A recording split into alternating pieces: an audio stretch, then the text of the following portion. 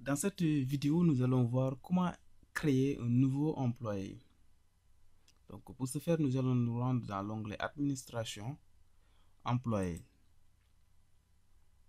Pour l'instant, il n'y a qu'un seul employé qui est là, l'admin que j'ai créé, qui est celui qui a créé en quelque sorte la boutique, celui qui a installé la boutique. Donc là, on voudrait ajouter d'autres employés, d'autres personnes qui vont travailler sur la plateforme.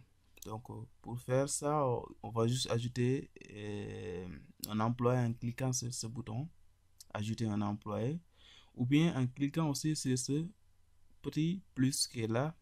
C'est la même chose, ça renvoie à la même chose, ça permet aussi de créer un nouveau employé. Donc là, je viens de cliquer là-dessus. Il me donne le formulaire.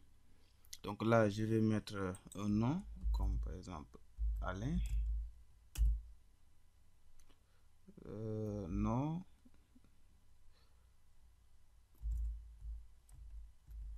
Je vais mettre Dia. Son adresse email, je vais mettre Alain. Mot de passe. Alain, base. 2, 3. Là, si on voudrait que cette personne reçoive les emails de PrestaShop, on cause oui ou pas. Donc, le tableau de bord. Ici, c'est lorsque cet utilisateur va se connecter, sur quelle page elle va arriver en premier lieu. Donc là, si c'est tableau de bord, c'est la page tableau de bord qui va s'afficher une fois qu'elle est loguée. Si on met produit, c'est-à-dire elle sera redirigée directement vers la page produit si cette personne se logue dans le back-office, ou bien fournisseur, ou bien commande. Donc là, je vais laisser sur le tableau de bord par défaut. Là, c'est la langue que la personne va utiliser. Pour l'instant, nous avons que le français en tant que langue installée ici sur PrestaShop. Mais si on avait ajouté d'autres langues comme l'anglais et l'espagnol, on pourrait choisir quel type de langue que cet utilisateur va utiliser. Donc nous, ici, on laisse le français. Le thème, c'est le thème du back-office. Ici, vous voyez mon thème ici, le format qu'il a. Mais si vous voulez donner un autre format, par exemple blue ou bien contrasté ou bien prune ou flex, vous choisissez un autre format de thème pour le back-office. Ça, c'est concerne l'orientation du menu principal du back-office. Ça, c'est ce menu. Donc, vertical. En ce moment-là, il est sur vertical. Mais si je choisis horizontal, le menu sera à ce niveau-là maintenant, ici, horizontalement.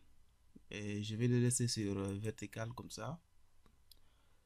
Est-ce que ce compte, il est actif ou pas actif? Donc là, moi, je vais le laisser actif, c'est-à-dire une fois que je vais le créer, le compte sera disponible. Ou bien si je veux le désactiver, je le mets juste comme ça et puis j'enregistre. Et moi, je vais l'activer en cliquant sur le oui. Ici, c'est très important concernant les permissions. Une fois qu'on a créé cet employé, quelles sont les permissions qu'on va lui attribuer? Donc ici, on a le super admin, on a le logisticien, on a comme traducteur ou bien commercial. Donc là, par défaut, vous avez vu qu'on a que 4 types de permissions. Mais dans la prochaine vidéo, nous allons voir comment créer de nouvelles permissions et de profils pour nos employés. Donc là, pour le moment, on va utiliser juste euh, commercial comme type de profil et puis on va enregistrer.